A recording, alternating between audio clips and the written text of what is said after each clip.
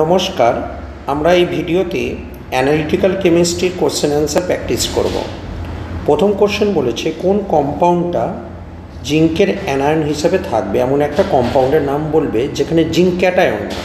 দেখো বেশিরভাগ জায়গায় জিঙ্ক কিন্তু ক্যাটায়ন, মনে করো ZnCl2 জিঙ্ক কিন্তু ক্যাটায়ন এখানে, বা মনে করো জিঙ্ক ZnSO4 এখানে কিন্তু জিঙ্ক ক্যাটায়ন। কিন্তু বলেছে এমন একটা এক্সাম্পল বলতে হবে যে এখানে জিঙ্ক অ্যানায়ন হিসাবে থাকবে, সেটার এক্সাম্পল কী হবে? পটাশিয়াম জিঙ্কেট।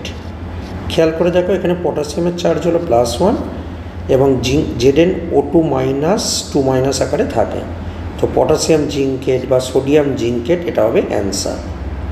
পরের কোশ্চেন বলেছে অ্যাম্ফোটারিক অক্সাইড কী?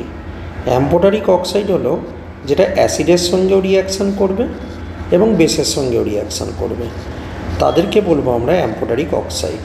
এক্সাম্পল কি? জিঙ্ক অক্সাইড, অ্যালুমিনিয়াম অক্সাইড, এদেরকে আমরা অ্যাম্ফোটারিক অক্সাইড বলবো।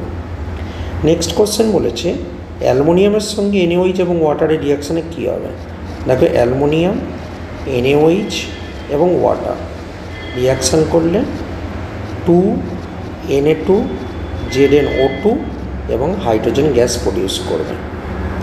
পরের কোশ্চেন বলেছে ডিস্টিংগুইশ Fe2+ সল্ট এবং Fe3+ সল্ট। কী করে ডিস্টিংগুইশ করব? অ্যাকচুয়ালি Fe2+ সল্ট যদি NH4OH দাও বা NaOH দাও, যেটা তৈরি করবে FeOH2, যেটা হলো ডার্টি গ্রিন প্রেসিপিটেট করবে।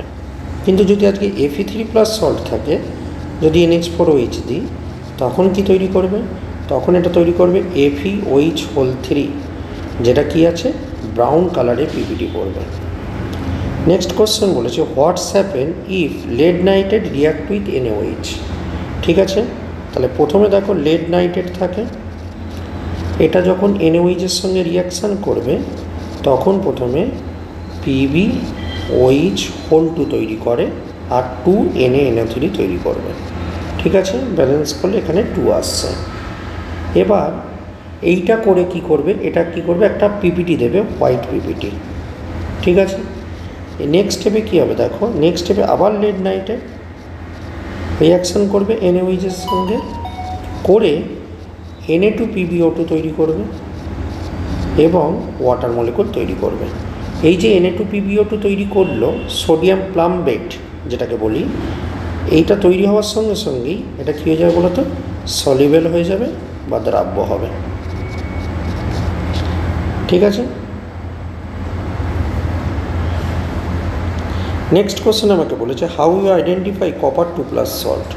দেখো Copper2+ সল্ট অ্যামোনিয়াম হাইড্রক্সাইডের প্রেজেন্সে CuOH2 তৈরি করে এবং এক্সট্রা থেকে থাকলে এটা কপার NH3 2+ তৈরি করে, যেটা হলো ব্লু কালার। ওকে, তার মানে এই ব্লু কালারেশন দেখে আমরা বুঝতে পারবো এর মধ্যে Copper2+ সল্ট ছিল। তো এই ছিল আমাদের অ্যানালিটিক্যাল কেমিস্ট্রির কোশ্চেন অ্যান্সার প্র্যাকটিস। ধন্যবাদ সঙ্গে থাকবার জন্য।